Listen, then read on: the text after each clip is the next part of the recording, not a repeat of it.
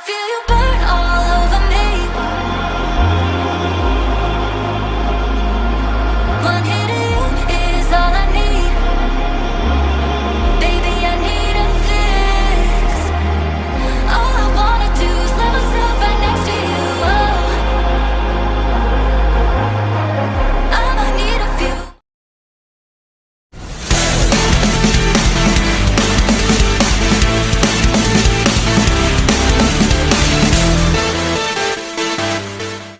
I feel you burn all over me. Setelah melalui 2 laga yang sulit, akhirnya keajaiban itu muncul juga di GBK. Baby, I need a fix. Tiap semangat Garuda pada akhirnya belum pudar dan mimpi ke Piala Dunia itu masih terbuka lebar melawan Arab Saudi asuhan Harry Renard. Semua pemain timnas Indonesia benar-benar tampil layaknya pasukan perang, sesuatu yang bahkan membuat Harvey Renard mati kutu serta Ali Al-Bulaihi yang cuman bisa jadi badut di GBK. Lantaran berulang kali kena mental ya, sebuah kemenangan perdana yang emang pantas didapatkan, serta kredit buat Marcelino yang akhirnya kembali tampil baik.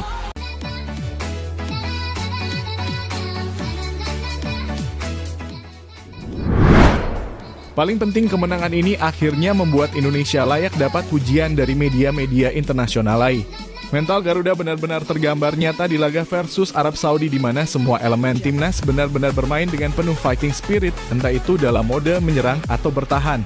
Kami rasa memang layak tim ini meraih kemenangan perdana di round 3 ini. Arab Saudi yang datang dengan kepercayaan diri pada akhirnya benar-benar runtuh di bawah langit GBK, dan keputusan Kosin yang berani menurunkan Marcelino sejak awal pun juga patut dipuji.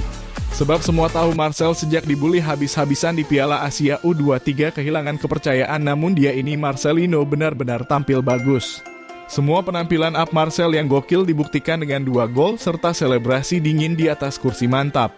Yap, di laga ini harus kami akui juga pemain timnas Arab benar-benar dibuat frustasi. Sebab di laga ini para pemain timnas Indonesia tampil sangat disiplin, dan yang bikin kami salut Kosin gak melulu tampil dengan parkir bus.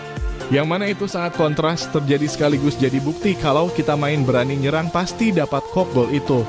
Jadi mudah-mudahan kedepannya permainan timnas bisa lebih berani lagi, terutama saat melawan Bahrain dan Cina di GBK tahun depan. Sementara itu kredit juga layak diberikan kepada para pemain belakang Rizky Ridho, sekali lagi membuktikan kalau pemain Liga 1 bisa kok bersaing asal dia komit dan terus belajar.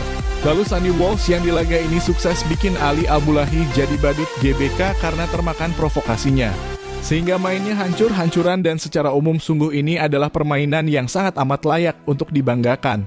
Sampai-sampai Renat yang terkenal vokal beneran kayak gak tahu harus berbuat apa. Intinya fighting spirit Garuda di laga ini asli luar biasa, dan timnas mode baju putih, waduh gak tahu deh rasanya lebih mantap aja. Sementara itu kemenangan ini juga mendapatkan pujian dari media-media internasional, dan itu memang sangat layak didapat karena dari sisi permainan, koordinasi, serta pastinya fighting spirit harus diakui laga ini adalah performa terbaik timnas Indonesia sepanjang round 3 ini. Indonesia has finally gotten their first victory in this tournament, and my goodness was it in stunning fashion as Marcelino Ferdinand, the magnificent Marcelino, with a brace in this game at home, shutting down Hervé Renard's Saudi Arabia squad and defeating Saudi Arabia specifically for the first time in Indonesia's history. This is history right here, with a massive 3 points that now puts them in 3rd place and gives them that momentum, gives them that moment that I think they've been chasing for a while now. Exactly. This is their first victory in World Cup qualifying campaign for 2026. It's deserved. They've gotten very close several times throughout these last couple months. They finally get it. We saw in that first fixture against Saudi Arabia that Indonesia probably should have won that match. So I was very excited to see that they were now going to act as hosts to this very, very weak and confused Saudi side. And from the moment go in this match, Memang tim ini masih banyak yang harus diperbaiki, tapi paling enggak kemenangan ini mampu mengangkat moral tim untuk laga-laga ke depannya. Sebab dengan 3 poin ini membuat Indonesia kini punya koleksi 6 poin, dan ibarat bisa sapu bersih laga versus Bahrain serta Cina, amin. Maka finish di posisi 4 besar adalah hal yang 99 sangat mungkin terjadi. Ya, terlepas dari apapun pokoknya, jalan masih panjang. Jangan terlena karena masih banyak hal yang perlu diperbaiki. Terutama soal kontrol emosi, mengingat tim ini sebagian besar diisi oleh pemain muda. Ya, di laga ini sayangnya Ramosnya Indonesia Justin Hubner harus kena 2 kali kartu kuning serta Ragnar yang harus akumulasi kartu di laga berikutnya. Intinya semoga aja evaluasi tetap dilakukan dengan rinci agar kedepannya hasilnya bisa lebih oke. Karena ingat di 2025 kemungkinan kita sudah bisa diperkuat oleh Kevin Dick, oleh Romelu dan Messenger. Pokoknya Maret dan Juni akan jadi bulan yang sangat mendebarkan dan oh ya kredit juga buat Kevin Verdong asli, Mimin jatuh hati banget sama kamu Kang Kevin keren.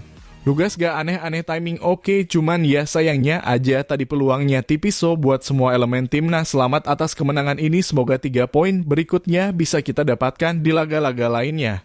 Di sisi lain ada yang bikin menjengkelkan di mana wasit agak aneh. Di mana keputusannya yang seolah-olah pro terhadap Arab Saudi. Setiap pelanggaran selalu cek VAR. Jika Indonesia yang dilanggar sama sekali tak ada VAR. Wah wasit satu ini ya. Sampai-sampai supporter meneriaki MAFIA Mafia. Selamat untuk Garuda, sukses terus.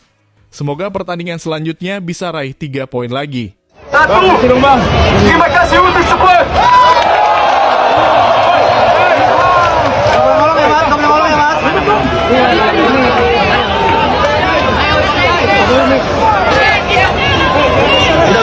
Secondly, a couple months ago I also gave a speech on the other side.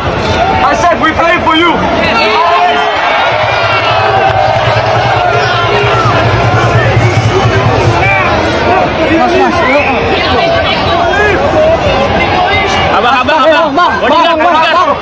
We make history right now with the first win in the 3rd round.